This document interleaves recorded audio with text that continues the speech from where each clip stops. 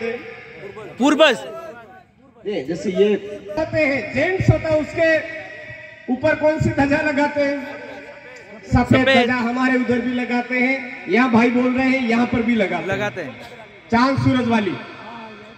और महिला का जहाँ स्थान होता है वहां पर लाल। माता जी का जो स्थान होता है वहां कौन सा लगाते हैं? लाल। लाल।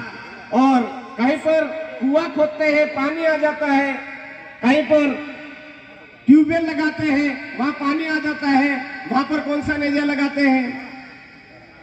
हरा। कौन सा लगाते हैं यहाँ? हरा। लगाते ही नहीं। हरा। हरा लगाते हैं, हमारे उधर लगाते हैं, हरियाली है इस वजह से हरा लगाते हैं।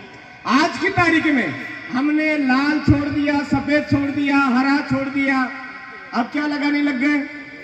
हमारा मकान टूटा हुआ तो कोई बात नहीं, हाथ वाला झंडा बड़ा सा लगा देंगे। लगाते हैं नहीं लगाते? हमारी टूटी झोपड़ी है तो कोई बात नहीं, फूल वाला लगा देते हैं। लगा देते कि नहीं लगा देते हैं? हमारी टूटी झोपड़ी है तो कोई बात नहीं, आसाराम बापू की पकड़ाई हुई ध्वजा पकड़ा देते हैं वहां पर। लगा देते हैं नहीं लगा देते मेरे भाइयों? कहीं गलती कर देते हैं नहीं कर देते? संत रामपाल की झंडी पकड़ाई हुई वो लगा देते हैं। लगा देते हैं नहीं लगा देते? तो मेरे भाइयों, ये जितने भी हरामखोर हैं, इन हरामखोर ध्वजाओं को बाहर करना पड़ेगा। समझ रहे हो? हमारे अपने पूर्वज पुरखों की जो ध्वजाएं हैं, हमारे अपने बाप दादाओं की जो ध्वजाएं हैं, मालिकों की जो ध्वजाएं हैं, उसको केवल अपने घर पर लगाना है। बाकी जितने भी बाहरी लोगों ने हमारे हाथ में थमाई है, उनका सुपड़ा साफ कर देना हमारे इलाके से। उस दिन देश के मालिक वापस अपने हाथ में सारी चीज हासिल कर लेंगे। बोलो, गलतियां कर रहे थे कि नहीं कर रहे थे? गलतियां कर रहे थे। अब बात आती है हमारे पहनावे की। हमारे पहनावे में, जिस दिन हमारे बाप दादा इस पहनावे में थे, इस पहनावे में थे, उस समय में हमारे एक भी बाप दादा जो है, हमारे जो भील आदिवासी समुदाय और लोग हैं, उनके अंदर एक भी एक ऐसा आदमी बता दो जिनके बेटे पैदा नहीं हुए, बेटियां पैदा नहीं हुई, बच्चे पैदा नहीं हुए। ऐसा था क्या? था क्या?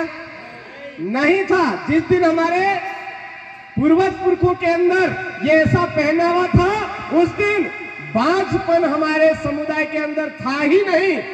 लेकिन जिस दिन से ये जींस आए हैं, जिस दिन से ये पैंट आए हैं, उस दिन से हमारे 100 में से 20 लोग जिनके बेटे बेटियां नहीं हो रहे हैं, ये पहनावे से भी बिगड़ा हुआ है। मान रहे हो ये मेरे भाइयों? मानते हो? जो नहीं मानता है वो मेरे पास आ जाए। कोई जींस पहना हुआ आदमी, जींस पहना हुआ आदमी सीधा ऐसे बैठ जाएगा क्या? बैठ जाएगा क्या? बैठ जाएगा? अगर वो ऐसे बैठने जाएगा तो यहाँ पर नसी खिंचाई होगी कि नहीं होगी?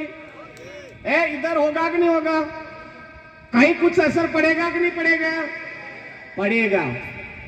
ये छोटी छोटी बारीकियों से उन्होंने हमारे समुदाय को बर्बाद किया। तो मैं यूं नहीं कहता हूं कि आप स्कूल में जा रहे हो तो ऐसा पहनावा मत पहनो, कहीं नौकरी लग गए हो तो ऐसा पहनावा मत पहनो, लेकिन हमारे समाज का जो रीति रिवाज है, उस दिन हमारे अपने पहनावे में हम सबको रहना है मेरे भाई। ये याद रखें, आदत बना ली है कि जिस दिन हमारे समाज का कोई कार्यक्रम है, उस दिन हम धोती में रहेंगे, सर हमारा ढका हुआ होना चाहिए, पगड़ी हमारी बंधी हुई होनी चाहिए। ये बात हमको ध्यान में रखनी है मेरे भाई। जिस दिन हम ये बात समझ जाएंगे, हम ये व्यवस्था समझ जाएंगे, उस दिन हमारा समुदाय देश का मालिक जरूर बनेगा।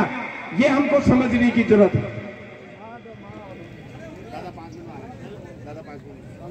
भंवर दादा भी हमारे बीच में 5-10 मिनट में बहुत जल्दी हमारे बीच में पहुंचने वाले हैं। थोड़ा सा धैर्य बना करके रखें, वो यही आएंगे। आप इस बात को समझिए, पहनावे वाली जो बात है, उस पहनावे वाली बात को समझिए। एक बार जोरदार नारा लगाएंगे और जय जोहर का नारा है। देश हमारा है। उधर पीछे वाले भाइयों का नहीं है क्या? अभी भी पता ही नहीं चल रहा है देश के मालिक है हम।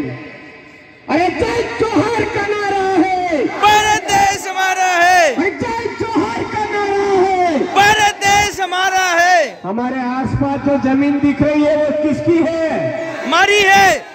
किसकी है भाई? हमारी है। अरे जो जमीन सरकारी है वो जमीन हमारी है। अरे जो जमीन सरकारी है वो जमीन हमारी है, रहेगी। हमारे बाप दादाओं का इतिहास को बदल करके आपने हमारी जमीनें खरीदी है। हमारी बाप दादाओं की कानून व्यवस्था बदल करके आपने हमारे को बर्बाद किया है। हमारे बाप दादाओं की जो न्याय पद्धति हमारी व्यवस्था है उसको बदल करके आपने हमारी जमीन को कब्जे में किया है, हमारी बहन बेटियों को कब्जे में किया है।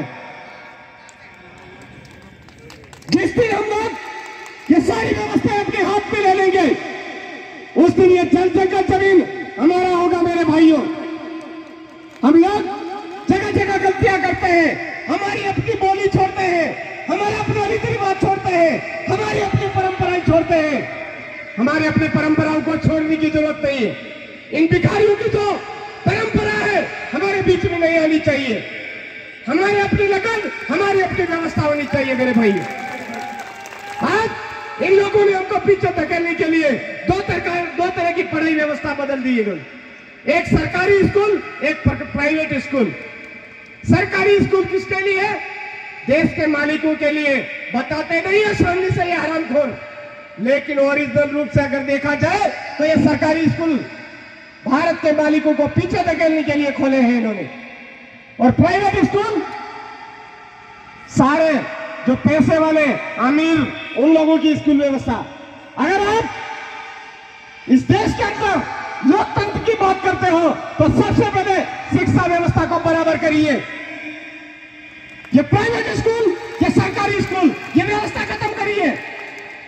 ये सरकारी हॉस्पिटल और प्राइवेट हॉस्पिटल, ये व्यवस्था खत्म करिए।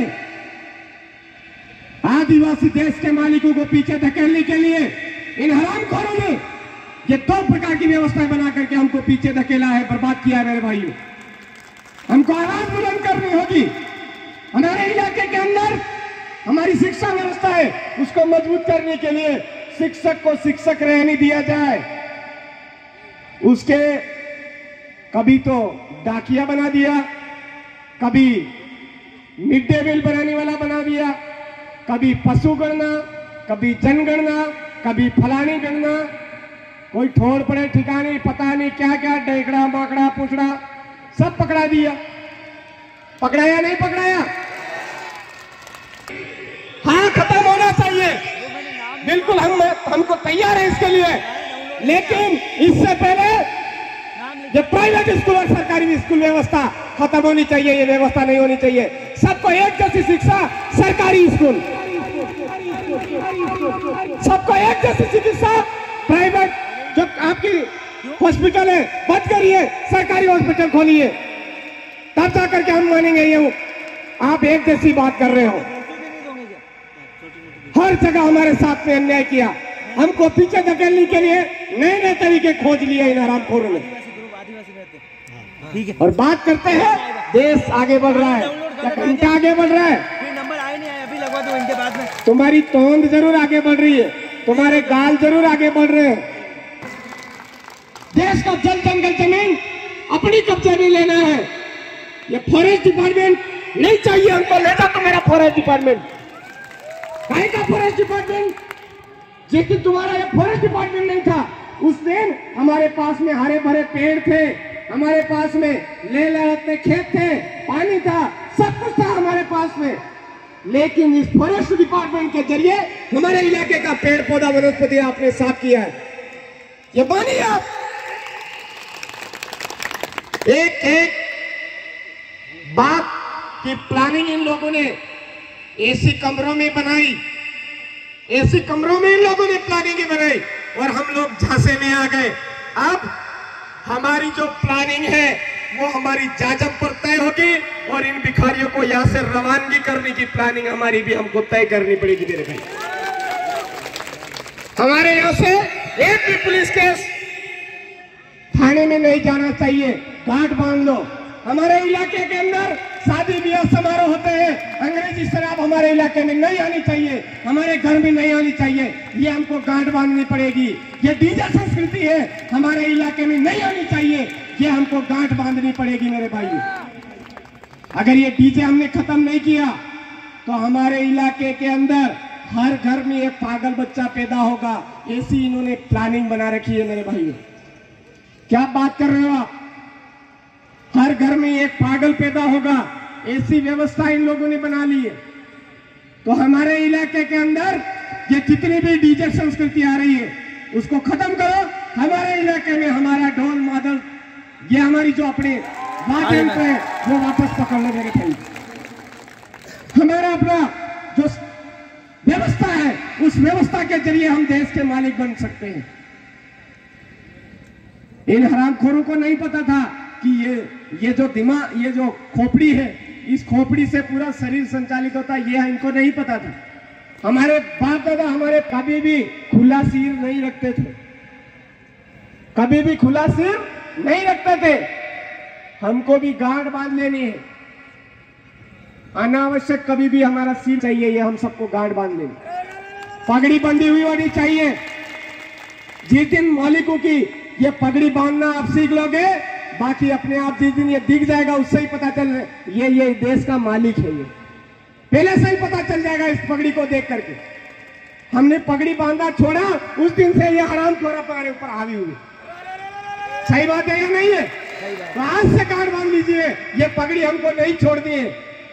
हमारे खान पान के अंदर ज्यादा से ज्यादा हमारी अपनी जो चीज है वो हमको काम में लेनी है, ये बात मैं आपसे कहना चाहूंगा। बात बात पर बाजारीकरण का सामान हम हमारे यहाँ ले आते हैं, बाजारीकरण की संस्कृति हम हमारे यहाँ के ले आते हैं, बाजारीकरण की बोली हम हमारे लिए ले आते हैं। याद करिए मेरे भाइयों, हमारे इलाके के अंदर जिस दिन आदिवासियों की अपनी बोली थी कोई राज नहीं कर पाया, आदिवासियों का अपना पहनावा था कोई राज नहीं कर पाया, आदिवासियों की अपनी संस्कृति थी कोई राज नहीं कर पाया, आदिवासियों का अपना व्यवस्था थी, कानून व्यवस्था, गड्ढा कमेटी वाली व्यवस्था थी, उस दिन कोई राज नहीं कर पाया। ये सारी व्यवस्थाएं छोड़नी पड़ेगी जो बाहर से आई हुई है, और हमारी अपनी व्यवस्था है, उस व्यवस्था की ओर लौटना पड़ेगा। और हमारी अपनी व्यवस्था थी हर काम हमारी जाजम पर करना, ये वाली बात। आपस में लड़ाई हो जाए तो कोई बात नहीं, लेकिन हमारी अपनी जाजम नहीं छोड़नी है, ये बात हमको गांठ बांधनी। तो मैं आप तमाम साथियों से दोस्तों देख सकते हो हमारे आदिवासी धर्मगुरु भंवर दादा परमार हमारे बीच में पहुंच चुके हैं और यहाँ के गणवीर उनको तोक कर उठाकर ला रहे हैं। आदिवासी भंवर दादा परमार हमारे बीच में पहुंच चुके हैं। दोस्तों देख सकते हो ससम्मान उन्हें आदिवासी परिवार कुंभलगढ़ उन्हें अपने कंधों पे उठाकर ला रहा है। यह हमारे आदिवासी धर्मगुरु भंवर दादा परमार हैं, जिनको पूरा देश ही नहीं पूरी दुनिया सुनती है और जिनको सुनने के लिए लाखों आदिवासी मतलब तैयार हो जाते हैं। देखो देखो कौन आया, देखो देखो कौन आया। पूरा कुंभलगढ़ आदिवासी परिवार हमारे भंवर दादा परमार को ससम्मान तोक कर लाई है कंधों पर। ये हमारे धर्मगुरु है, आदिवासी धर्मगुरु, जिनको पूरा दुनिया सुनती है। बैठ जाओ नीचे बैठ जाओ। हेलो हेलो, देखो देखो कौन आया, देखो देखो कौन आया, देखो देखो कौन आया, आदिवासी से